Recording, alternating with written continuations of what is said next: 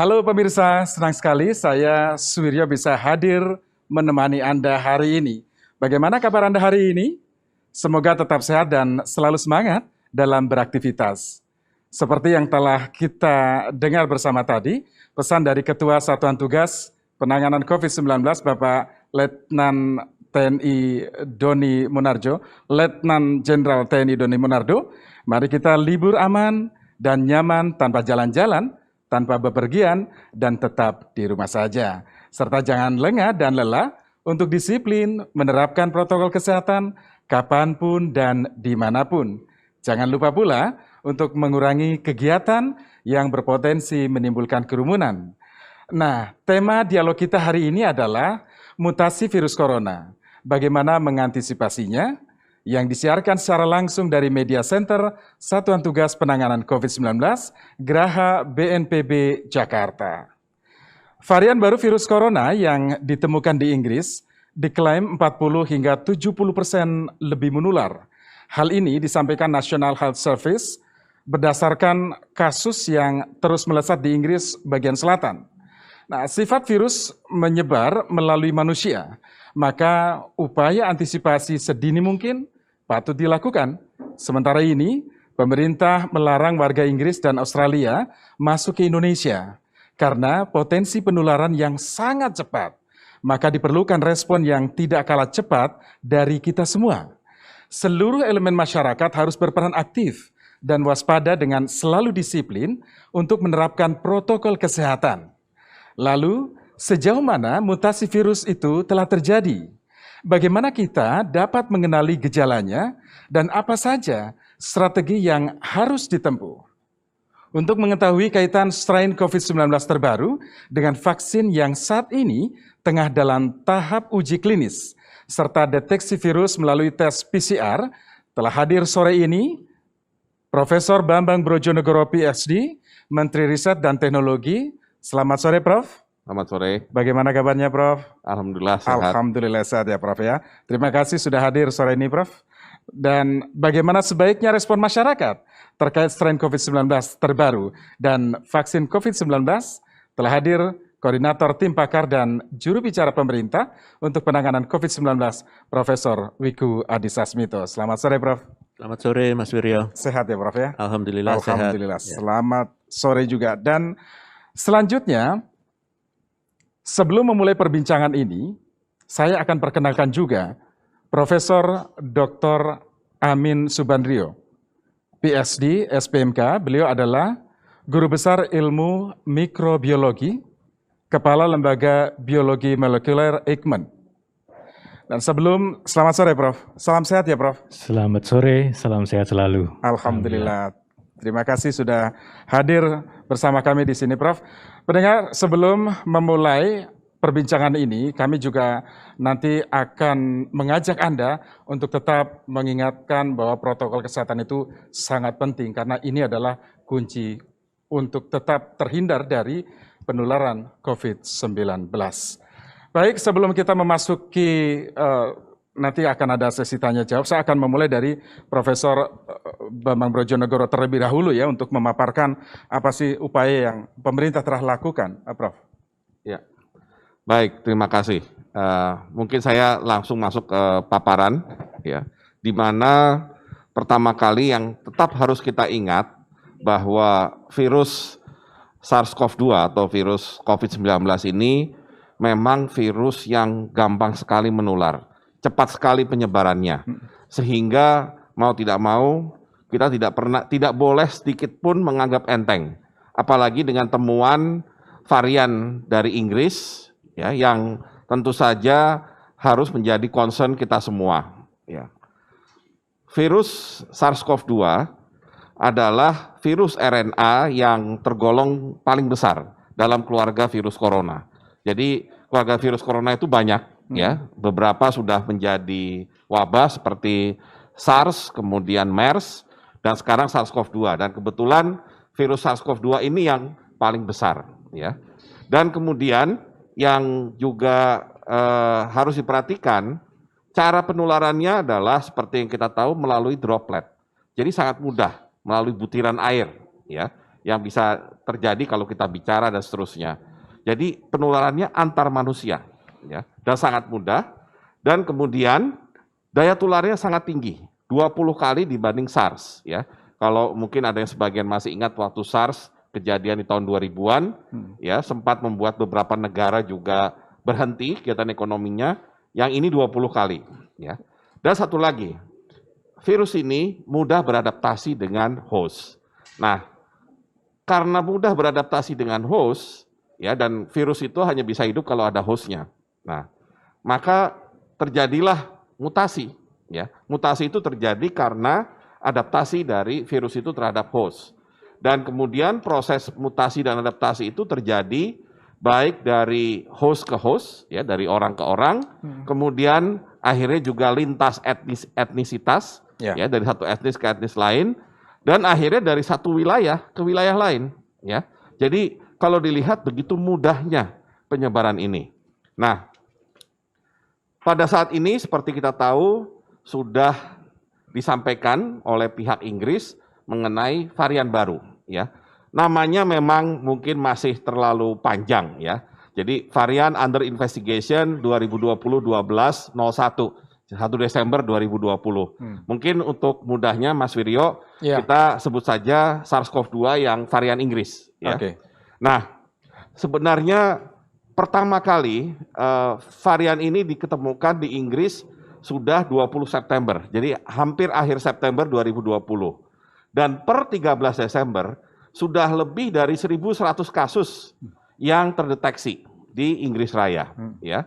Dan kemudian peningkatannya itu begitu cepat, ya, sehingga kalau kita lihat di bulan November dan terutama bulan Desember terjadi peningkatan yang luar biasa, sehingga di Inggris bagian tenggara yang paling banyak terdampak, dari seluruh isolat virus yang berhasil ditemukan dari pemeriksaan sampel, 50%-nya mengandung varian ini, ya. Jadi sudah sangat masif di Inggris. Nah, kemudian kenapa bisa ditemukan di Inggris, ya? Atau kenapa munculnya di Inggris? Ini bukan suatu kebetulan. Ini bukan kebetulan, ya. Inggris itu adalah salah satu negara yang punya monitoring dan surveillance genomik dan molekuler yang mungkin terbaik di dunia. Karena itu mereka bisa mendeteksi bahwa ada mutasi yang ternyata bisa menyebabkan penularan yang lebih cepat. Jadi yang sudah terlihat di Inggris, penularannya terbukti lebih cepat, tetapi belum ada bukti bahwa varian ini menimbulkan tingkat keparahan yang lebih, ya. Jadi tidak membuat penyakitnya menjadi lebih berat dan juga tidak menambah tingkat kematian, ya. Jadi masih fokus pada kemudahan untuk menyebarnya tadi. Tapi kita tentu tidak boleh lupa bahwa kalau kita bicara penyebaran virus SARS-CoV-2 ini, berarti kan langsung terkena kepada orang-orang yang berpotensi seperti komorbid maupun orang tua. Jadi kita tetap intinya harus berhati-hati. Nah, kemudian seperti apa kira-kira mutasi yang terjadi ini? Kita ingat beberapa saat yang lalu kita juga pernah dihebohkan dengan varian D614G, yang waktu itu dari lapangannya tidak terbukti menimbulkan penyebaran yang lebih cepat, demikian juga keparahan dan kematian. Nah, jadi bedanya yang sekarang ini ternyata memang dilihat dari data, penyebarannya memang lebih cepat. Dan salah satu yang dipengaruhi oleh virus atau varian ini adalah dia dalam tanda petik menyerang bagian yang disebut sebagai receptor binding domain, ya.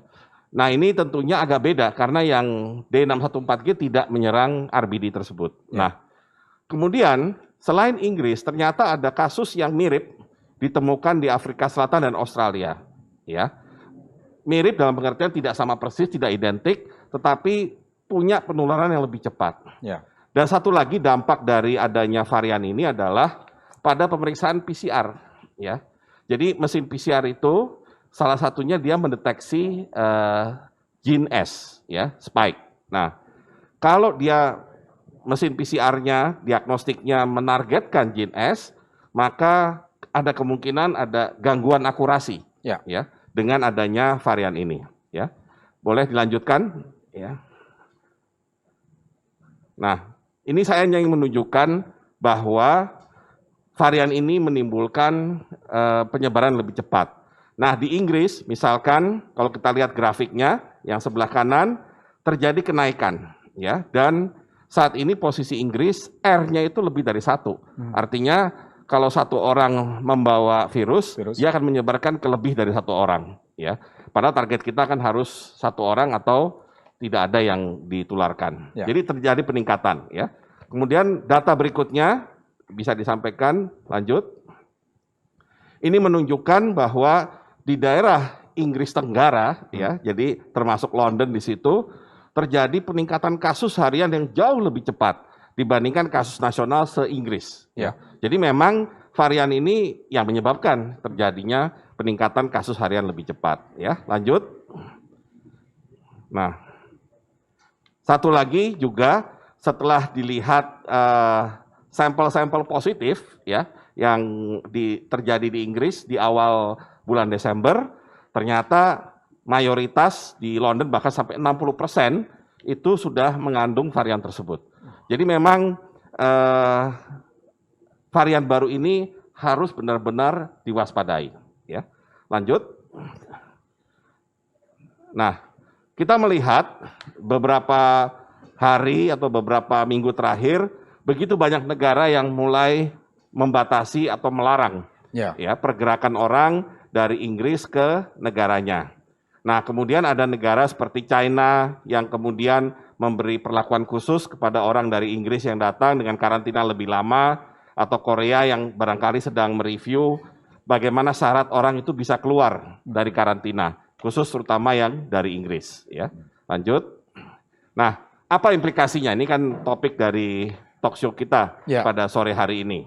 Ya, pertama tentunya kita harus sangat waspada. Ya, dengan tingkat peningkatan kasus positif dan juga infeksi yang makin tinggi, tentunya kita harus menjaga agar varian ini tidak sampai ikut membuat keadaan menjadi lebih berat, ya. Tetapi saat ini kalau kita coba simpulkan, belum ada bukti yang menunjukkan varian ini sudah ada di Indonesia atau sudah menyebar di Indonesia. Belum ada bukti, ya. Belum ada bukti, meskipun harus diakui genomic dan molecular surveillance kita tidak secanggih seperti Inggris. Ya. Nah, kalau kita lihat, ada 2 negara tetangga kita yang sudah kedatangan varian ini. Yang satu adalah Australia, dan kemudian baru saja itu adalah Singapura.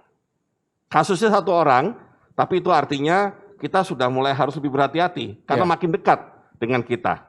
Ya.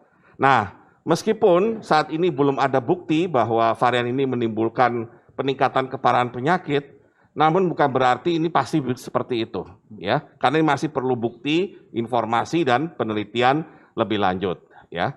Nah, tentunya kita harus selalu mengikuti best practice seperti yang disarankan oleh berbagai institusi, WHO dan juga European CDC, yaitu pertama memberi perhatian terhadap kinerja PCR test yang menargetkan gene S, ya, karena berarti ada kemungkinan akurasinya terganggu. Kemudian kedua, harus dilakukan studi epidemiologi dan virologi mengenai pengaruh mutasi terhadap perubahan fungsi virus dalam hal inefektivitas dan patogenitas. Dan kemudian ini yang paling penting, kami sudah melakukan yang namanya whole genome sequencing. Namun tampaknya kita harus lebih intensif melakukan whole genome sequencing secara rutin terhadap virus SARS-CoV-2 ini. Dan yang paling penting berbagi data, ya, baik antar negara maupun antar institusi yang melakukan whole genome sequencing di Indonesia. Dan terakhir, ya, kebetulan Lembaga Biologi Molekuler Eijkman yang dipimpin Prof. Amin Subandrio ada di bawah koordinasi Kemenristek BRIN. Kami sudah melakukan pemetaan SARS-CoV-2 dari 1.000 sampel klinis dari berbagai daerah, ya. Dan harapannya kita bisa memahami distribusi dan pola penyebaran virus serta mendeteksi tadi kemungkinan varian tersebut barangkali sudah muncul di Indonesia. Nah, itu harus dilakukan surveillance yang lebih ketat Dan kami juga tentunya akan bekerja sama dengan universitas maupun lembaga lain yang selama ini juga melakukan whole genome sequencing. Dengan satu catatan, kita harus semua berbagi data, berbagi informasi, sharing data. Tidak boleh ada yang disembunyikan, karena ini kita berhadapan dengan musuh dalam tanda petik yang tidak kelihatan. Dan ternyata juga belum kita kenal sepenuhnya. Jadi penting sekali untuk kita meningkatkan yang namanya molecular dan genomic surveillance. Demikian mungkin yang bisa saya sampaikan Mas Wiryo. Baik, Prof, langsung Prof, karena kita kan belum tahu tingkat keganasan dari virus ini, Prof ya. Yang kita ketahui bahwa mutasi virus ini penularan yang lebih cepat. Nah, apakah ada potensi bahwa virus ini juga meningkatkan keganasan ya virus ini sehingga meningkatkan kematian yang begitu banyak? Sampai saat ini belum ada bukti, ya. Saya menggunakan kata belum di sini, bukan kata tidak. Jadi artinya kita tetap harus waspada sekali. Tapi sampai saat ini memang belum ada bukti mengenai tingkat keganasan penyakit akibat virus ini dan juga tingkat kematian yang terjadi. Oke, baik. Prof. Wiku, bagaimana masyarakat harus mewaspadai penularan virus COVID-19 ini yang sekarang bahkan telah berubah dalam varian yang baru, Prof?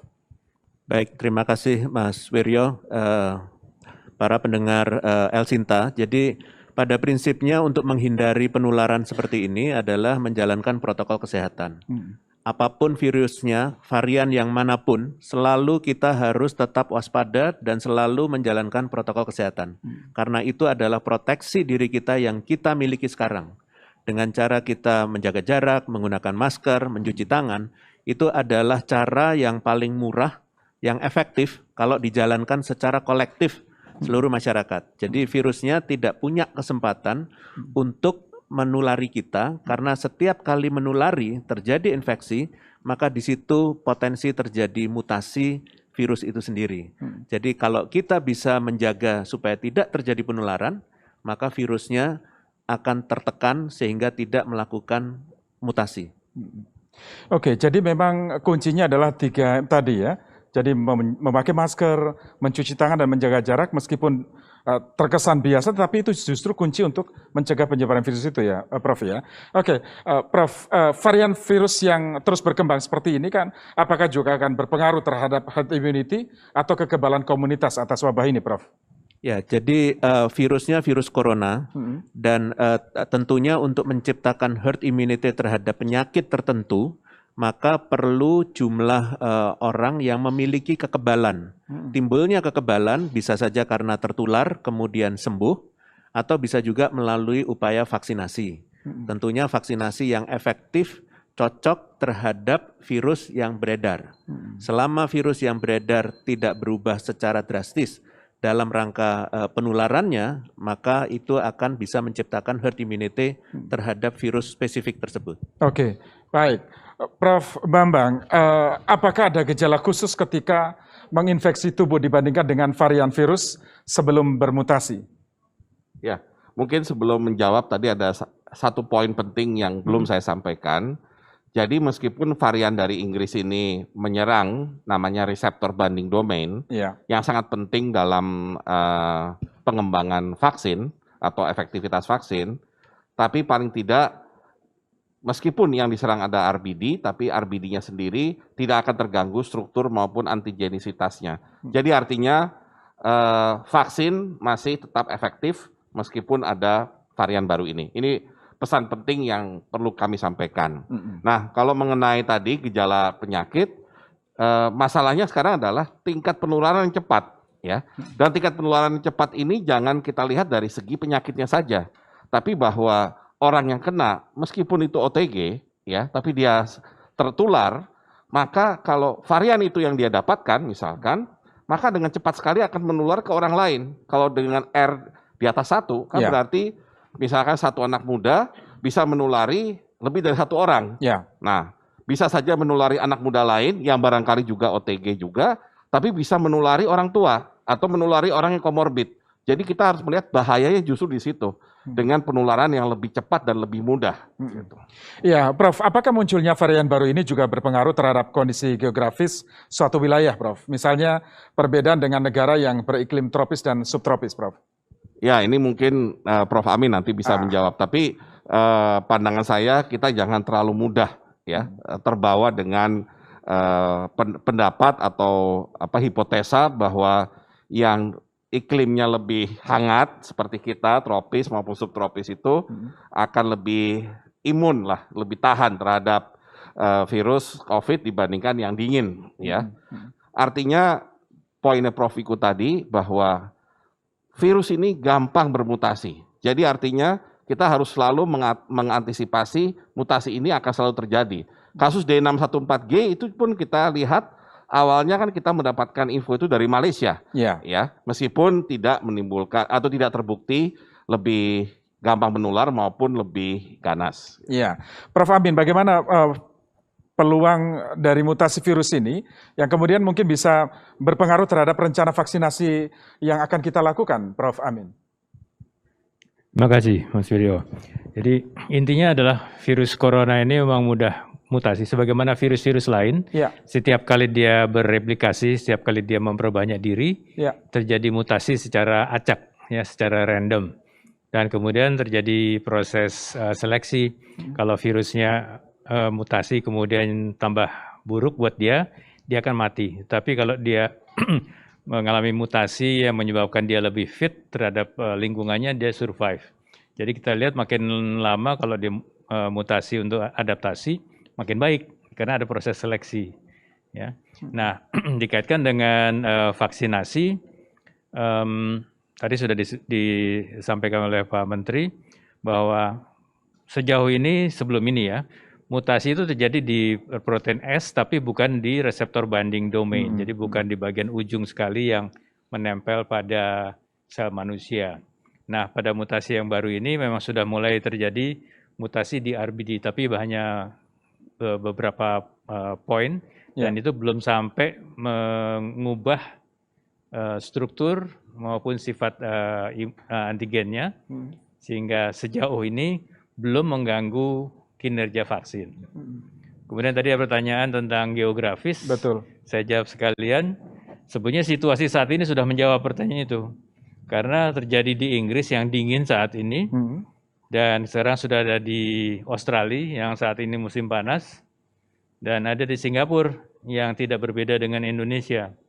Jadi sikap kita sebetulnya kita harus waspada, harus berhati-hati bahwa virus itu tidak mengenal musim, tidak mengenal geografis. Iya, Prof, sudah sampai di Singapura, Prof, ya, dekat sekali dengan kita. Ya. Kita perlu takut, khawatir, atau bagaimana kita menyikapinya, Prof?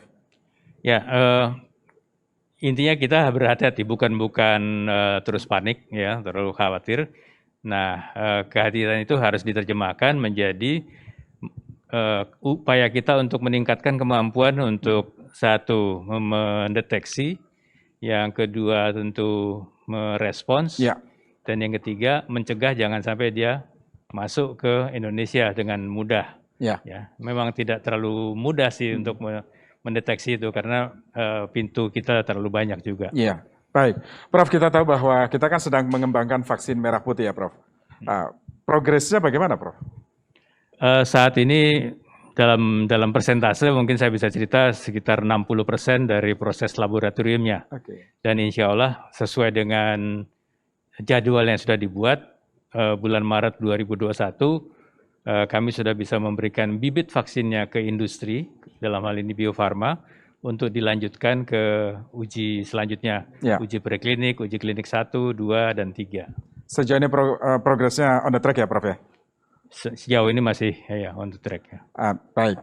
Prof Wiku, kita tahu bahwa laporan Satgas menunjukkan penyebaran virus ini berkaitan dengan tingkat mobilitas individu, Prof ya. Nah, varian ini justru muncul saat momen menjelang libur, Prof. Nah, di mana kemungkinan mobilitas penduduk juga akan tinggi. Nah, bagaimana kita menyikapinya, Prof? Ya, baik. Jadi melihat perkembangan terkini dan kebetulan munculnya pas liburan panjang, Natal dan Tahun Baru, jadi masyarakat harus betul-betul waspada. Jadi ini adalah peringatan. Kalau kita tahu seperti ini, jangan kita lawan keadaan ini. Sebaiknya kita tidak melakukan perjalanan.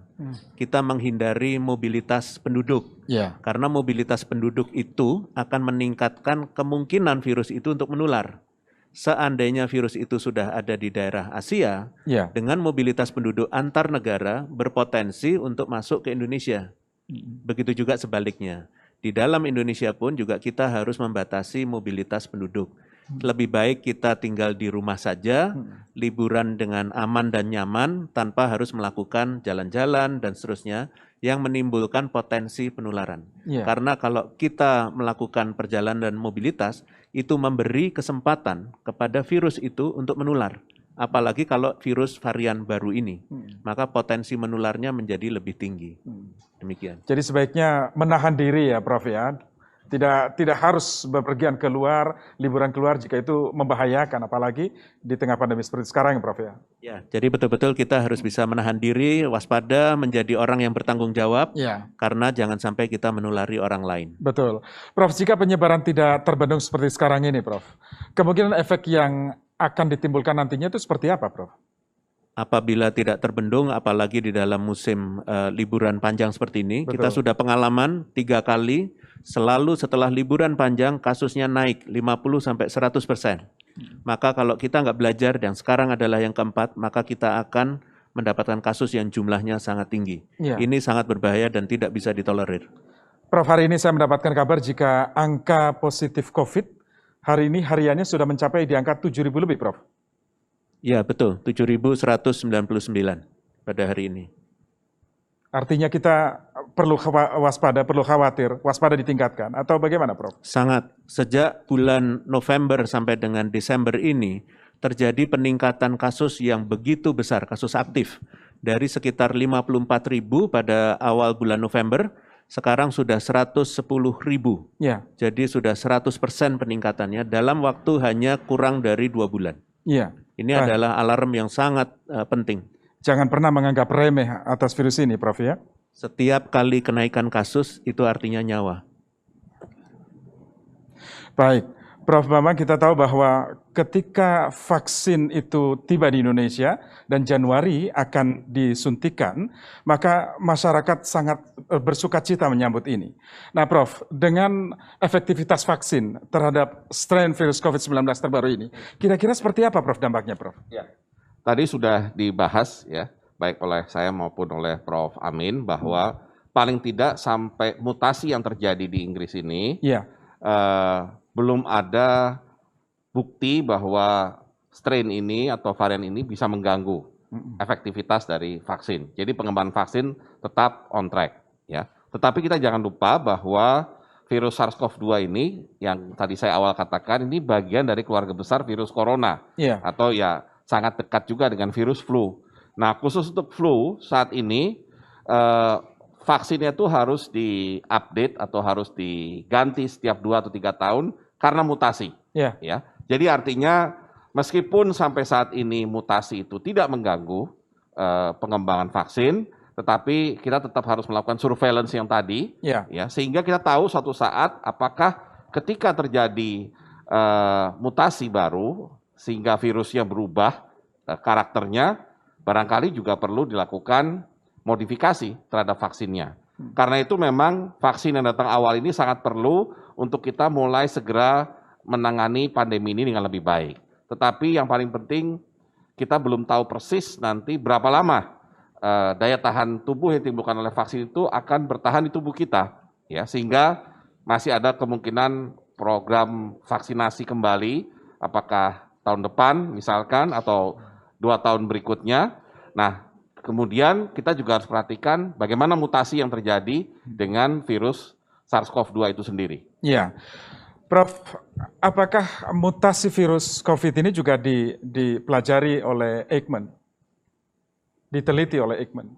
Ya, tentu. Jadi tugas kami memang sejak awal, bahkan sejak awal sekali pandemi ini, bulan Januari, kami sudah berupaya untuk mendapatkan virus yang menyebabkan pandemi ini, mulai yang paling dekat dengan yang aslinya dari Wuhan. Jadi sudah kita ikuti terus sampai yang terakhir kami dapat informasinya adalah diisolasi sekitar bulan Agustus September, yaitu kita bisa melihat ada perubahan pola mutasinya dari virus-virus itu. Nah, saat ini kami sedang dalam proses untuk mempelajari yang virus-virus di bulan November, Desember, agar mendapatkan data lebih terkini, termasuk yang berkaitan dengan virus mutasi di Inggris ini. Ya, sehingga kalau memang sudah ada, maka kita bisa menentukan tindakan-tindakan apa yang harus diambil. Ya. Ya. Jadi memang sejak awal sudah dipelajari itu kemungkinan-kemungkinan ya Prof ya, sehingga kita lebih sigap dalam mengantisipasinya. Baik, Prof Wiku, bagaimana meyakinkan masyarakat agar tetap patuh protokol kesehatan, meski kini vaksin sudah di depan mata ya Prof ya? Ya, baik. Jadi sebenarnya kan kita ini perlu tameng, perlu proteksi. Proteksi pertama yang kita miliki, atau tameng pertama adalah protokol kesehatan, 3M. Akan ada tameng kedua, yaitu vaksin. Tapi vaksinnya sekarang belum diberikan. Jadi maka dari itu jangan lengah. Gunakan tameng pertama sampai dengan ada tameng kedua dan tameng keduanya efektif. Dan itu masih perlu waktu. Maka dari itu kalau kita punya 2 tameng itu, moga-moga kita memang memiliki proteksi yang sangat tinggi terhadap penularan itu. Mari kita lihat nanti kalau sudah tuntas seluruhnya. Iya, baik Prof. Beberapa waktu lalu kan kita juga sempat mengikuti pemilihan kepala daerah ya Prof ya, tanggal 9 Desember yang lalu. Nah, apakah kenaikan kasus positif yang akhir-akhir ini kembali meningkat merupakan efek kampanye saat pilkada atau ada sebab dari yang lain misalnya Prof? Baik, jadi kalau kita lihat para pemirsa pendengar dari El Sinta, bahwa pilkada ini sebenarnya mulainya sudah cukup lama, beberapa bulan yang lalu. Dan selama beberapa bulan tidak terlihat adanya efek kampanye dan seterusnya dalam kenaikan kasus. Karena kami membandingkan antara daerah yang melakukan pilkada dan yang tidak. Pada saat terjadi pencoblosannya sendiri, itu juga tidak menunjukkan efek peningkatan kasus yang signifikan. Tetapi karena ada kontak dari berbagai daerah dengan penularan yang ada terjadi di masyarakat, itulah yang berkontribusi terhadap peningkatan kasus itu. Itu yang kita amati terus. Maka dari itu jangan lengah, kita harus menghindari kerumunan, bahkan dilarang berkerumun. Karena itu berpotensi meningkatkan penularannya. Iya, sekali lagi jangan pernah menganggap remeh ya Prof ya? Iya, betul. Oke, baik. Prof Bambang, bagaimana dengan akurasi alat diagnosa yang sudah ada selama ini untuk mendeteksi strain virus baru ini Prof? Ya. Seperti kita tahu, acuan untuk mendeteksi terjadinya penularan dari virus COVID-19 ini adalah PCR test. Ya. RT-PCR yang dianggap sebagai gold standard. Dan kebetulan ada mesin PCR yang katakan mentargetkan gene S atau gene spike ya ketika melakukan pengetesan. Nah, ini yang terpengaruh dengan adanya varian baru ini sehingga memang diharapkan nanti para produsen yang membuat mesin PCR ini bisa melakukan modifikasi terkait akurasi yang menargetkan gene S tersebut ya. Dan ini mudah-mudahan bisa segera dilakukan setelah kita melihat bahwa di Inggris sudah begitu banyak kasus dan mulai sudah menyebar ke negara lain. Ya. Oke, Prof. Amin, saya mengajukan pertanyaan dari pendengar, kita selingi saja ya. Ini dari Bu Endang di Semarang, mungkin Prof. Amin bisa membantu untuk menjawabnya. Apakah mutasi virus ini menandakan bahwa virus corona semakin melemah atau semakin menguat eksistensinya di masa depan? Ya, tadi saya sudah sebutkan bahwa mutasi ini terjadi secara alami, secara acak, artinya tidak sistematis oleh si virus itu, tapi kemudian terjadi seleksi. Nah, kalau mutasi itu menyebabkan virusnya menjadi lemah, maka dia akan tereliminasi. Kalau mutasi itu menyebabkan virusnya bertambah, artinya meningkatkan fitness, artinya lebih cocok dengan lingkungannya, maka dia akan survive. Jadi memang itu salah satu upaya virus untuk menyesuaikan diri dengan lingkungan di mana dia berada.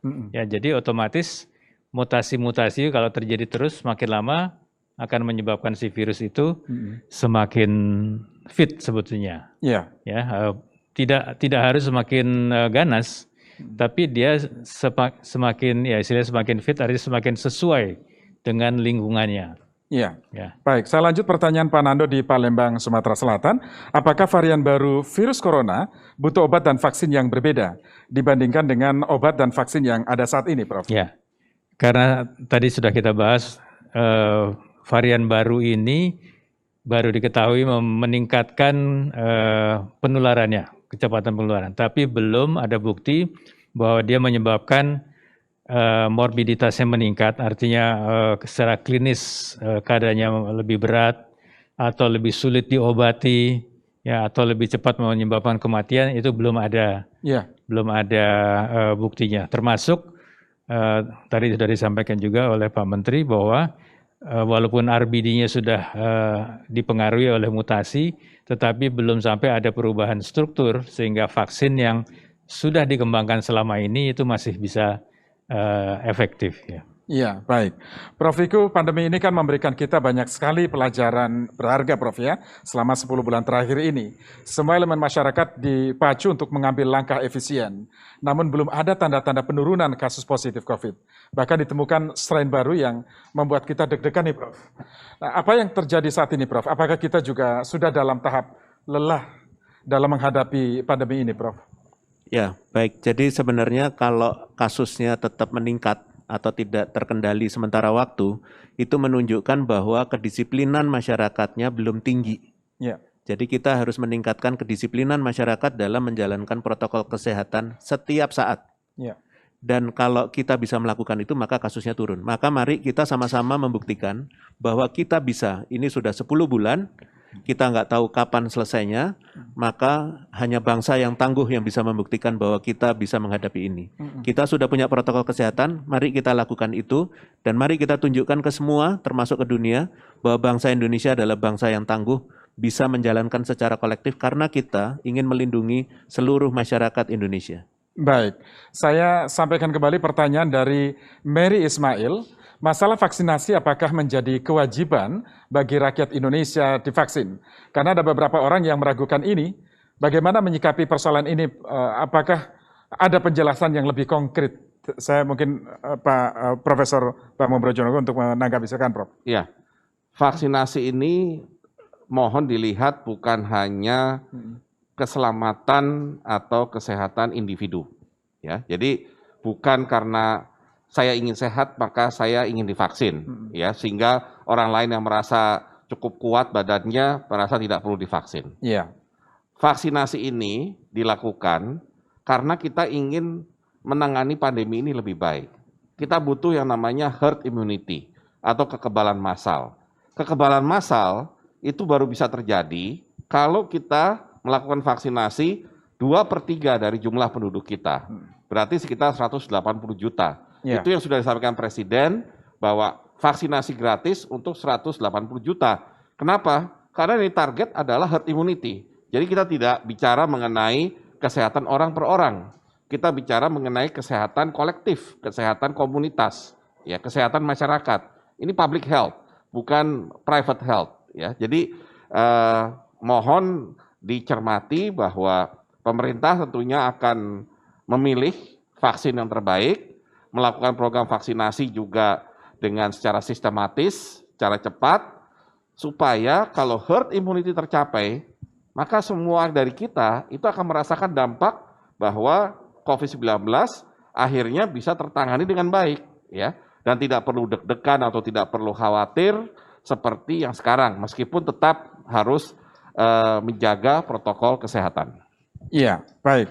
Prof Wiku, lalu bagaimana caranya agar semua elemen masyarakat ini, ya, bisa bersinergi dalam menghentikan pandemi, Prof? Ya, baik, para pendengar El Sinta. Jadi sebenarnya kalau kita sadar bahwa pandemi ini adalah masalah kita bersama, dan tadi sudah dijelaskan oleh Pak Menteri bahwa ini bukan hanya untuk vaksin ini bukan hanya untuk satu orang atau individu. Ini adalah untuk kolektif seluruh bangsa. Maka mari kita gotong royong. Jadi kalau kita gotong royong dan kita juga menjalankan protokol kesehatan dan juga mau divaksin, maka akan tertimbul proteksi kolektif untuk bangsa kita. Jadi kita saling melindungi, kita saling menyelamatkan. Itulah yang jadi tujuan kita bersama. Baik, pertanyaan untuk Prof. Amin dari Diah RCTI. Penyebab variasi tersebut apakah ada kemungkinan lingkungan berpengaruh termasuk inang yang berperan, Prof? Artinya strain virus SARS-CoV-2 ini akan berbeda-beda di setiap negara. Terima kasih atas pertanyaannya. Kita mesti menyadari bahwa mutasi itu memang bisa menimbulkan masalah. Tetapi mutasi itu sendiri membantu kita mengidentifikasi si virus. Berdasarkan mutasi itu kita bisa tahu virus itu dari mana. Ya, apakah virus dari Jakarta berhubungan dengan yang ada di Surabaya dan sebagainya. Nah, kita juga bisa mempelajari pola mutasi yang ada. Dari yang sudah disubmit ke GIS-8, kita bisa mengetahui misalnya virus yang ada yang bersirkulasi di Indonesia itu pola mutasinya masih berkerabat dekat dengan yang di Wuhan, yang pertama kali ditemukan Desember 2019 dan juga di daerah sini. Tapi berbeda secara jelas dari pola mutasi yang ada di Eropa, Afrika maupun di Amerika.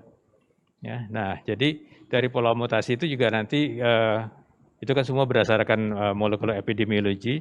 Nah, kita bisa mengatur strategi bagaimana mengendalikannya.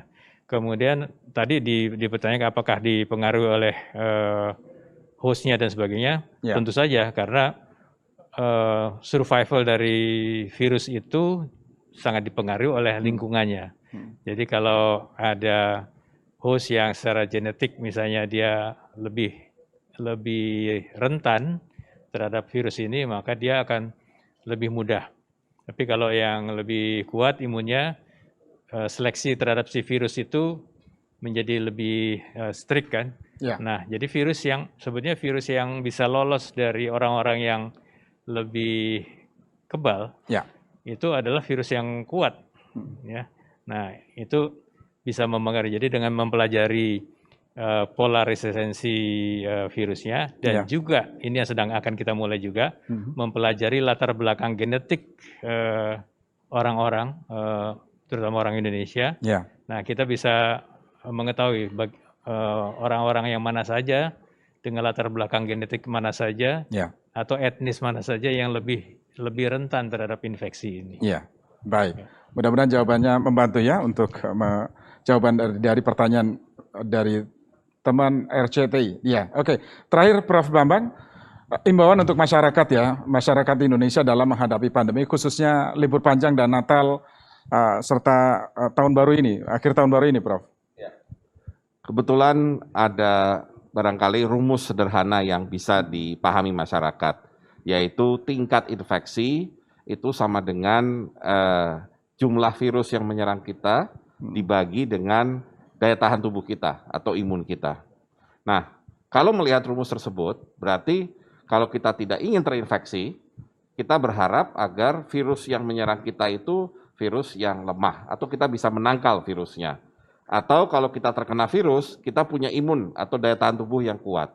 Nah, dari situ artinya yang selalu diangkat oleh Satgas dan semua pihak di pemerintah mengenai 3M itu sangat perlu. Karena 3M itu baik mencuci tangan, menjaga jarak, memakai masker, itu adalah pertahanan kita agar virus itu tidak menyerang kita. Dengan kita pakai masker, cuci tangan, kan berarti tidak ada potensi virus itu menyerang kita. Sehingga di pembilangnya tadi, jumlah virus yang menyebar itu berarti bisa kita tangkal. Nah, tapi kalaupun kemudian masih ada virus yang entah karena kita kadang-kadang lupa memakai masker, kemudian masuk, tapi kemudian kita punya imun yang kuat, maka mudah-mudahan imun itu juga tetap bisa menahan sehingga kita bisa terbebas dari virus. Jadi kesimpulannya tetap 3M ditambah kita harus terus menjaga daya tahan tubuh kita, baik dengan gaya hidup sehat, berolahraga, makanan yang tepat, dan juga kebetulan cukup banyak suplemen herbal yang barangkali juga bisa membantu untuk memperkuat daya tahan tubuh kita. Baik, terima kasih Prof. Bambang Brojonegoro. Prof. Amin Subandrio dan Profesor Wiku Adhisa Smito. Dan tiba saatnya kita di penghujung acara, semoga bincang-bincang hari ini bermanfaat untuk kita semua. Jangan lupa pemirsa dan pendengar untuk selalu memakai masker, menjaga jarak dan menghindari kerumunan, mencuci tangan pakai sabun dan dengan air yang mengalir. Ingat pesan Ketua Satgas COVID-19, Pak Doni Monardo, apa yang kita lakukan agar disiplin dan patuh memakai masker, menjaga jarak dan menghindari kerumunan, serta mencuci tangan, belum sebanding dengan beratnya perjuangan dokter dan tenaga kesehatan yang merawat pasien di rumah sakit. Mereka yang mengabaikan protokol kesehatan sehingga menimbulkan korban jiwa bukan hanya diminta pertanggungjawaban di dunia, tetapi juga di akhirat. Saya akhiri talk show sore ini. Saya Suwiryo bersama tim yang bertugas dan para narasumber pamit undur diri. Selamat sore dan sampai jumpa.